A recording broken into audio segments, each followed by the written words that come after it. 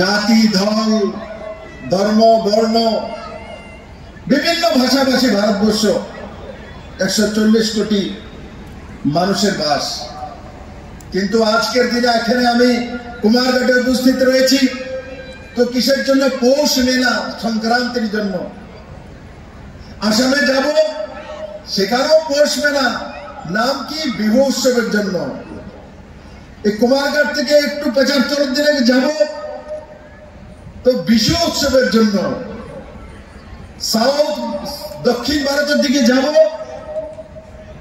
তো পোঙ্গল উৎসবের জন্য। কেরালা, তামিলনাড়ু, অন্ধ্রপ্রদেশ, হরিয়ানা, পাঞ্জাব, রাজস্থানের দিকে যাব। এই সংক্রান্তি বৈশাখী উৎসবের নামে খ্যাত।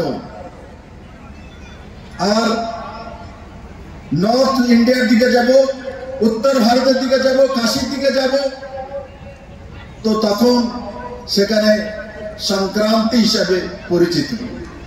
তার মানে যারা বলে ভারতবর্ষের মধ্যে রীতি নিয়ম আলাদা আলাদা, নাম আলাদা। আমাদের কাছে যারা কৃষক, যারা আমাদের অন্নদাতা, তাদের জন্য এই নূতন ফসলকে স্বাগত জানানোর জন্য আমরা এই পৌষ সংক্রান্তির একটা বিশেষ গুরুত্ব আমরা রয়েছে আমাদের এই সনাতন ধর্মে।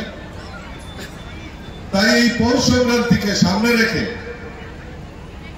আমাদের এই পাবিয়াছড়ার সম্মানিত বিধায়ক এবং অত্র এলাকার মানুষ যে পৌষ সংক্রান্তি মেলার আয়োজন করেছেন, আমি তাদেরকে অনেক অনেক ধন্যবাদ এবং শুভেচ্ছা জানাচ্ছি।